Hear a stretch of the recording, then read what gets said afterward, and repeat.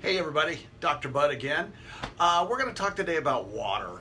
And we all know water's important, but sometimes we forget how important. Well, you've got to understand that water is about 88% of your body weight.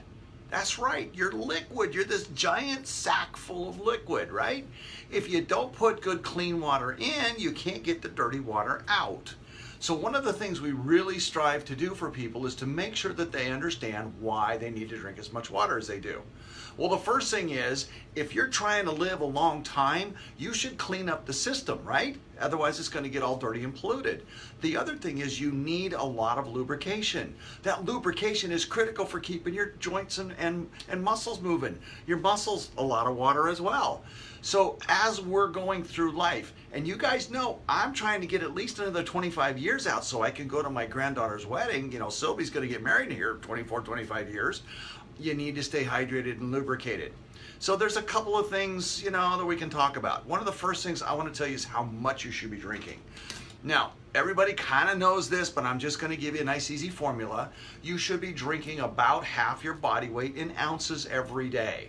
So what's that look like? See that?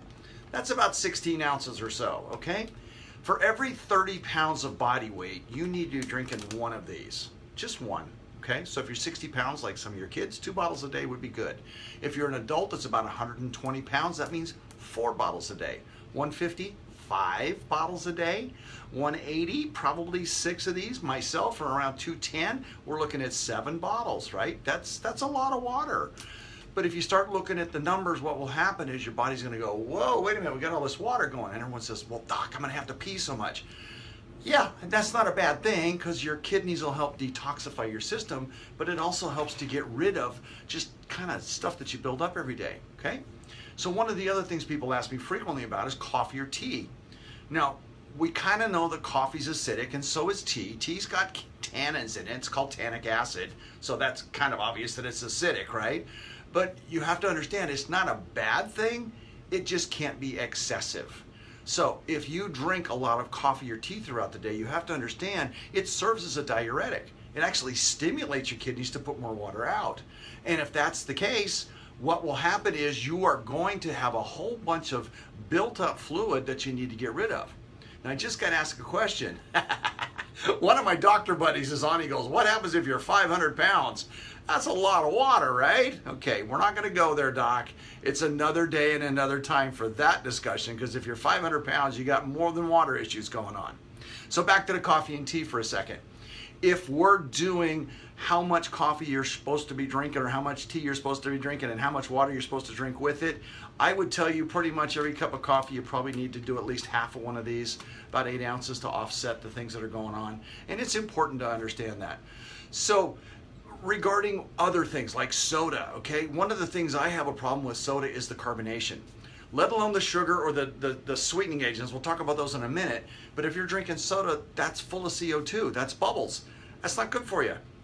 Your kidneys have to filter out all that extra CO2. Your lungs have to get that stuff out of you. And as we know, CO2 is a greenhouse gas. It's also something our body produces naturally that we want to get rid of. So if you're dumping more in with sodas, there's a problem. The other thing about soda, sweetened or unsweetened, is if you're pouring a bunch of sugar in, there's a whole nother issue that goes on with that. We're going to talk about inflammation later on, but not today. The diet sodas I have a huge problem with because they make your body think you're getting sugar when you're not. And when you have that sensation, all of your chemicals go crazy, specifically insulin. Your stomach thinks it's digesting food and there's no food there.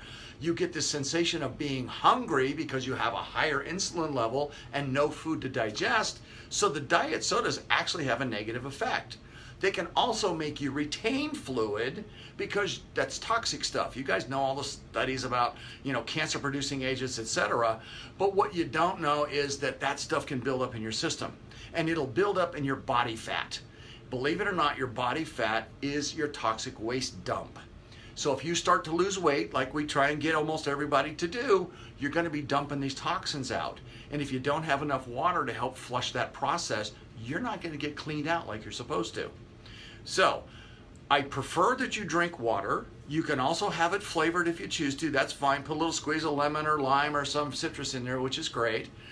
But I want you to kind of start putting a check on your coffee and tea, maybe one a day, maybe two at the most.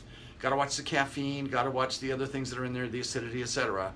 If you're drinking sodas, and I really would prefer that you not do that, believe it or not, I'm going to tell you to drink something with sugar in it, because the sugar at least is something you can digest. It'll quell an appetite, whereas the other stuff will trigger appetites and cause you to gain weight. Now, we've had people, we'll show you a picture later on about our Wellness Win board. We've had people lose 10, 11, 12 pounds in just a couple of weeks because they stopped drinking sodas. Now, that sounds insane, but because your body's holding on to that extra weight, when you stop polluting yourself and start drinking water so that it can dump out, your body will drop the weight. And depending on who you listen to, a gallon of water weighs 7.5 to 8 pounds, somewhere in that range.